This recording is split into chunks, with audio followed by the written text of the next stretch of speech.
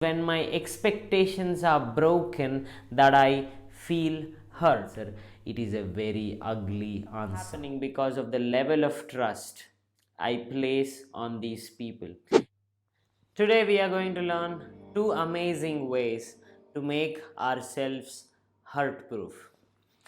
So, before delving deep into it, let us do some fundamental brainstorming about what being hurt means and when people get hurt. So, let's think about this. When do people get hurt? It is when I expect something out of the world or from some person or from some entity and I get a totally different result. Basically, it is when my expectations are broken that I feel hurt. Now, whom do I generally expect from? I have a lot of expectations from a lot of people in this world. I expect Narendra Modi to do his job. I expect Trump to have healthy immigration policies. I expect my mother to take care of me. I expect my father to provide for me. I expect my wife to take care of me or provide for me. So I have these varied levels of expectations from a lot of people. Now, if Trump is not doing great on his foreign policy, I might not get too hurt.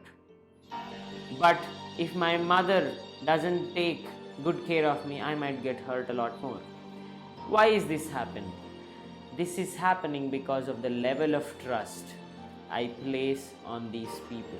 If I don't trust someone too much, I will not be too worried about the fact that they break my expectations. It's only when I trust someone so much and they don't catch up to my expectation that I get hurt.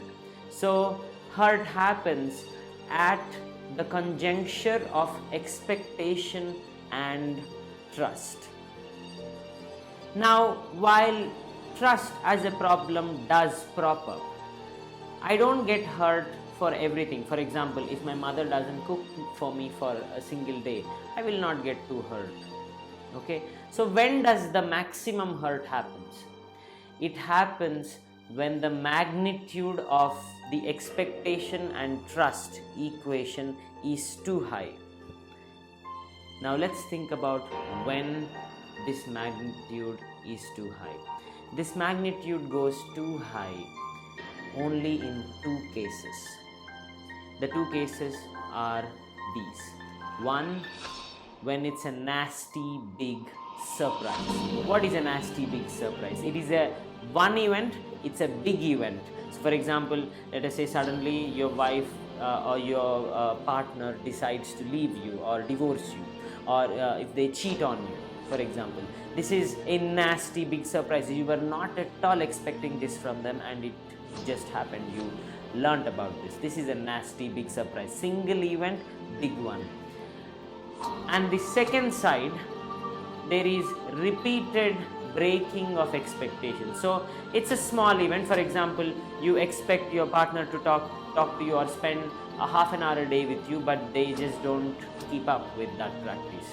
So you keep waiting for them and they keep breaking your expectation. One day you don't get hurt, 2 days you don't get hurt, 1 week you're still able to wait, 1 month it starts becoming painful. So it's repeated breaking of expectations. So these are the only two things that hurt you the most. One is a nasty big surprise, NBS, and two is a repeated breaking of expectation, RBE, repeated breaking of expectation. So what should one do in these two cases? When it's a nasty big surprise, there is two elements to it. One, the person who is responsible for this nasty big surprise, and the surprise itself, the event itself.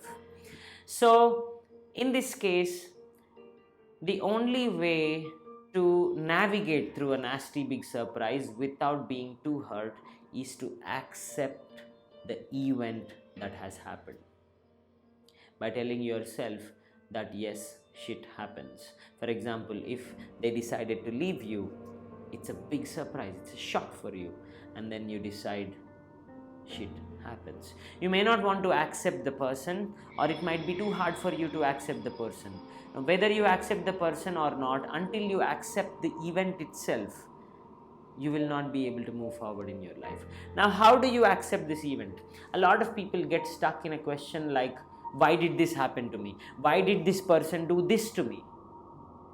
Now, this why is a very dangerous question.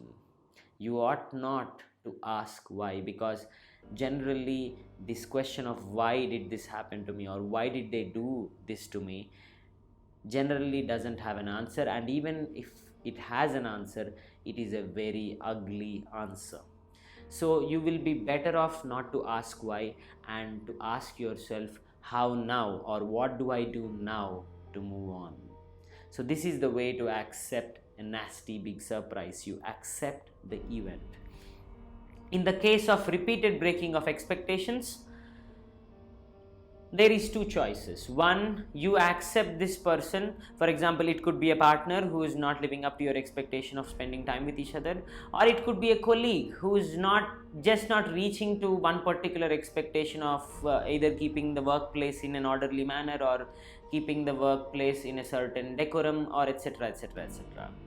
Now, when this repeated breaking of expectation happens, what you have to think is whether this person is worth even after this broken expectation.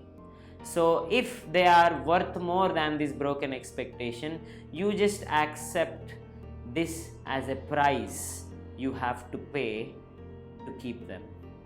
You just have to accept this repeated breaking expectation as a price you have to accept to keep them.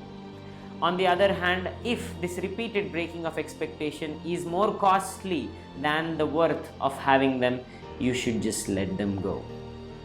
Now, this is the way to make yourself hurt-proof. The only two things you have to manage are nasty big surprises and repeated breaking of expectations.